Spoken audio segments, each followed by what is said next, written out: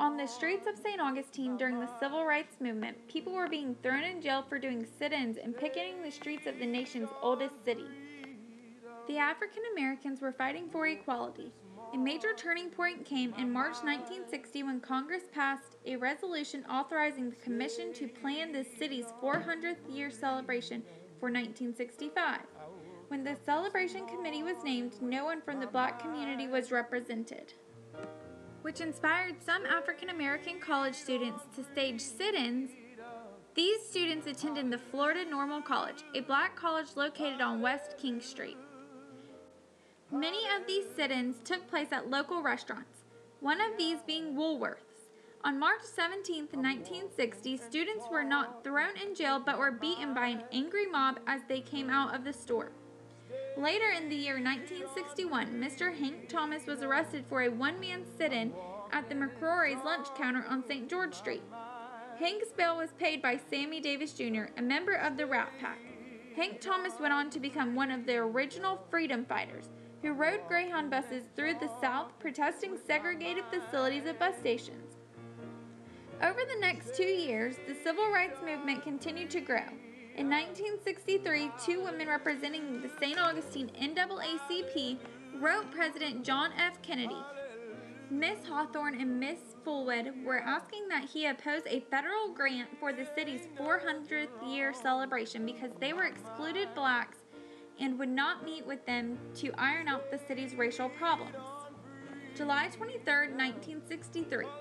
16 blacks, 7 of which were teenagers, were arrested at Woolworth's, 4 of which were held in jail because their parents refused to sign a legal document stating that they would refrain from further demonstrations until age 21. Those 4 teens were later known as the St. Augustine Four. They spent 6 months in jail and reform schools for attempting to be served a hamburger at Woolworth's lunch counter. The momentum of the civil rights movement continued to grow. Many people continued to picket and protest. On Labor Day 1963, the NAACP organized a mass protest at the slave market where 27 people were arrested. The racial tension was at an all-time high. In September 1963, the Ku Klux Klan held a rally where 4 civil rights activists were captured and beaten unmercifully and then stacked like firewood to be burned. A sympathetic observer snuck away and called the FBI. The men were rescued before they were killed. Violence continued in the streets of St. Augustine over the next few months. On March 6, 1964, civil rights leaders traveled to Orlando to seek help from Reverend Martin Luther King Jr. himself in the Southern Christian Leadership Conference. Under the direction of Dr. King, they began to mobilize their forces in order to capture national attention. Easter week of 1964, the SCLC recruited white Northern college students to participate in sit-ins that took place in St. Augustine. Hundreds of these Northern students were thrown in jail for trying to assist African Americans in their fight to win the civil rights movement. Martin Luther King Jr. visited St. Augustine for the first time on May 18, 1964. He spoke at a Baptist church.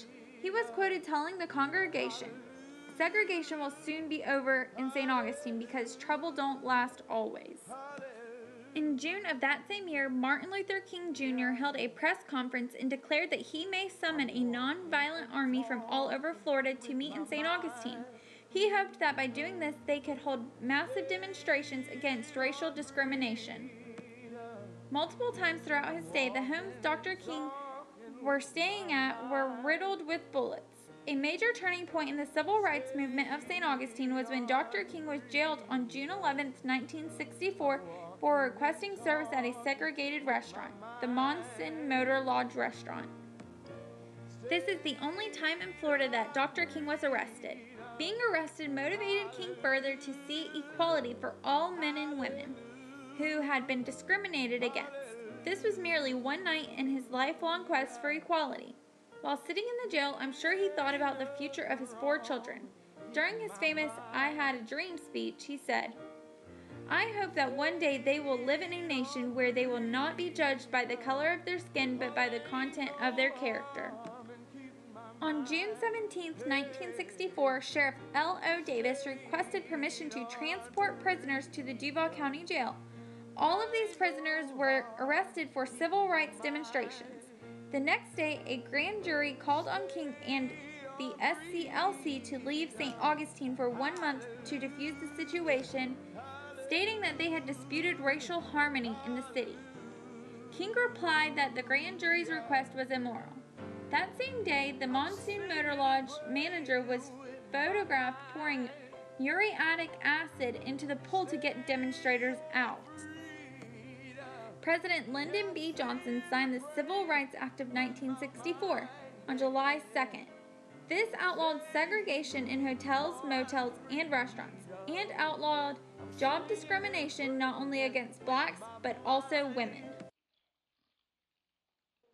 My fellow Americans, I am about to sign into law the Civil Rights Act of 1964.